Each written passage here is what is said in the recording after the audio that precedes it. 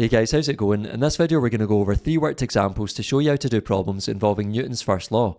Now if you haven't already done so, check out my previous video covering the theory on this topic, and that way you can apply what you learned in that video to this one. So let's get started. Question 1 says to state Newton's first law of motion. Well, straight from the notes in the theory video, we can say that an object will remain at rest or move at a constant speed in a straight line unless acted on by an unbalanced force. In other words, if an object has balanced forces acting on it, then it's going to stay where it is or it's going to move at a constant speed. Question 2 says a train moves in a straight line with an engine force of 15 kilonewtons. It moves at a constant speed.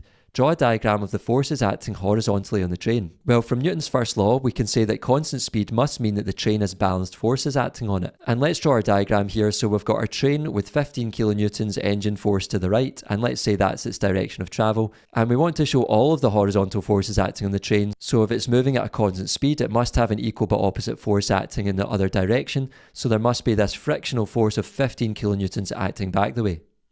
Lastly, question 3 says explain using Newton's first law of motion why seatbelts are used in vehicles. Well, we can say that seatbelts provide an unbalanced force in the opposite direction to motion in the event of a crash, preventing the driver or passenger from hitting the steering wheel or windscreen or dashboard. And remember, Newton's first law of motion says that an object will continue to move at a constant speed in a straight line unless it's acted on by an unbalanced force. So this is the unbalanced force here provided by the seatbelt that stops the passenger or the driver from moving at the same speed that the vehicle was doing before the crash. That's all for this video, folks. I hope you found it useful. If you did, give it a thumbs up, subscribe to the channel, and I'll see you in the next one. Take care.